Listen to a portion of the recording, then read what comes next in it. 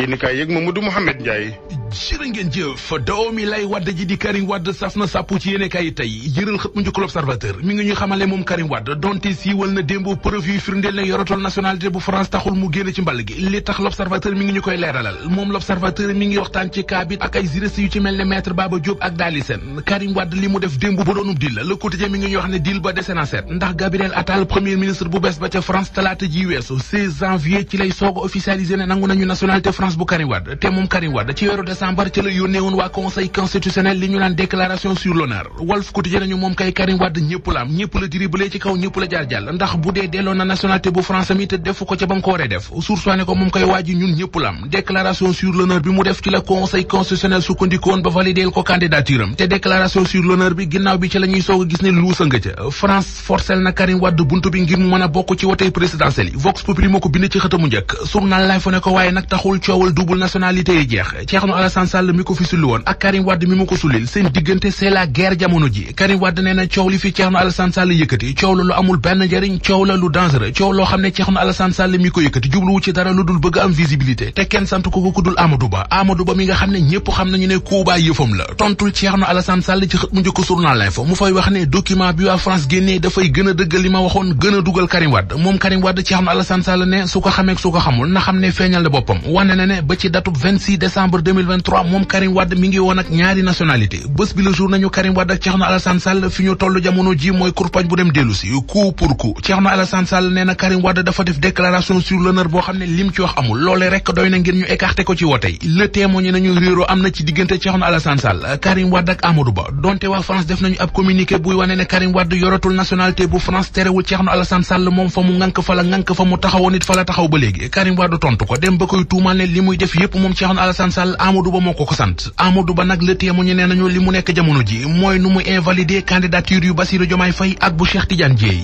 lii Quotidien nañu defante ba door na te présidentielle yi tàmbaleegul candidat bu Benno Bokk Yaakaar bi di Amadou Ba mi ngi ciy pexe ngir xañ Diomaye Faye ak Cheikh Tidiane Dièye wotey Thierno Alassane Sall ak Karim Wade ngànk coowal double nationalité te koo yàbbi di ko ŋawtee fu nekk enquête dina kay nañu mbir yi tàmbali naa jax Amadou Ba mi ñi ñu rëkkale nañu bàyyi turam yi ñu jël di ko utiliser bëgg ko def fond de commerce point actu di ñu wax ci xëtamu njëkk ne réeru ci biir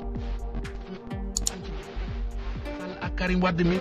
li opposition bi bëgg mu di ñu organiser élection yoo xam ne dañuy bàyyi képp ku ci bëgg a bokk nga bokk ci maanaam ay élection inclusive loolee buñ ko dee jéem ba noppi ñoom ñu ci opposition bi ñuy xeexanteeka xañante ci seen biir li muy firndeel mooy jubawuñu ñi ñu rëkkale ñu taxaw di ko xeex ñu ci mel ne Mimi Touré ak Bougane Gueye Dany point actu nee nañu li leen jaaxal mooy lan moo tax Ousmane Sonko bëgg a génnee boppam ci combat bi lise ko nañu Ousmane Sonko nee na bu ko kenn ñi bind ab lettre président Macky Sall moom bindul signaliwul te aw turam bu ko kenn dugal ci ay mbir yoo xam ne bu ñu koy def duñ ko ko yëgal te du ci ànd le mandat nañu ñeent fukki candidat recalé ak ñeenti lettre bi ñu bind Macky Sall Ousmane Sonko raxasu na ca ba set wecc nee na bu ko ci kenn dugal ndax yëgul tiinul source nañu bu ko yëgul it aw ñooñam yëg nañu ko ñeent fukki candidat ak benn yu ñuy recalé lettre bi ñu bind président Macky Sall source ne nañu waa parti Pastef tax ci ñi signé résolution ba waaye nag jotul woon a am temps ngir prévenir Ousmane Sonko. CCPS, comptoir commercial de plomberie du Sénégal.